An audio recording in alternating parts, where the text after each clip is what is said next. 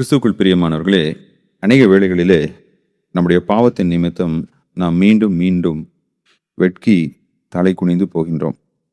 இதை குறித்து தான் எரேமியா 2ஆம் அதிகாரம் 36-37 வசனங்களிலே வாசிக்கிறோம். நீ உன் வழியை மாற்றி மாற்றி இவ்வளவாய் விலகி போகிறதென்ன? நீ அசீரியாவினால் வெட்கி போனது போல எகிப்தினாலும் வெட்கி போவாய். நீ உன் கைகளை உன் தலையின் மேல் வைத்து கொண்டு இவ்விடத்திலிருந்து புறப்பட்டு போவாய். ஏனெனில் உன் நம்பிக்கைகளை கர்த்தர் வெறுத்திருக்கிறார், அவைகளால் உனக்கு காரியம் வாய்க்காது. இந்த வசனங்களை நாம் வாசிக்கும் போது தேவன் இஸ்ரவேல் மக்கள் தங்களுடைய பாவத்தின் நிமித்தமாக மீண்டும் மீண்டும் வெட்கப்பட்டு போகிறார்கள். முதலாவது அசிரியர்கள் வந்து அவர்களை பிடித்து செல்கிறார்கள். அடுத்ததாக எகிப்தியர் வந்து அவர்களை பிடித்துக் கொள்வார்கள்.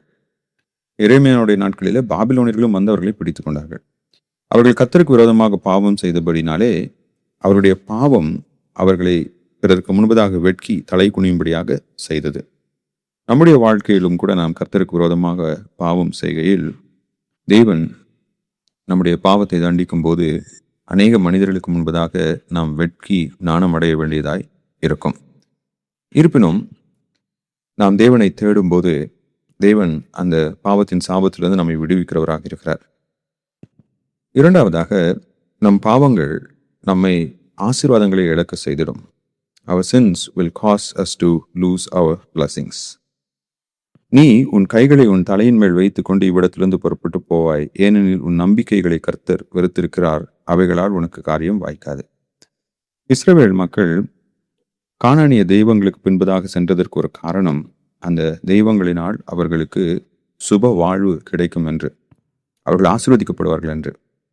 ஆனால் அவர்கள் கைகளை தலையின் மேல் வைத்து வருவது அவருடைய வாழ்வின் தோல்வியை பிரதிபலிக்கிறது.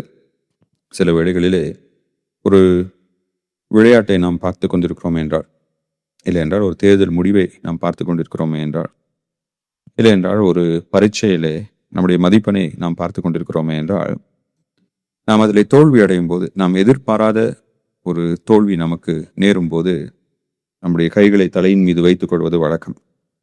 அவ்வாறாக தான் கடவுள் இங்கே சொல்கிறார், நீங்கள் உங்கள் பாவத்தின் நிமித்தமாக உங்களுடைய ஆசீர்வாதங்களை இழந்து போவீர்கள்.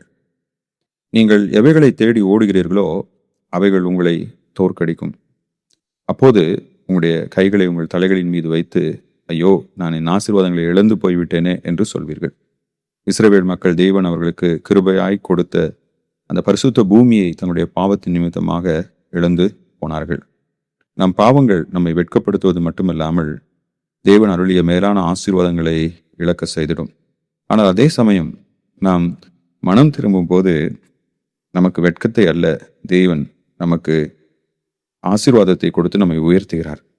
எனவே இந்த நாளிலும் கூட நம்முடைய பாவங்களிலிருந்து நாம் மனம் திரும்பி தேவனுடைய ஆசீர்வாதங்களை மீண்டும் நம்முடைய வாழ்க்கையிலே அனுபவித்து தலை நிமிர்ந்து நடக்க தேவன் நமக்கு உதவி செய்வாராக. ஆமென்.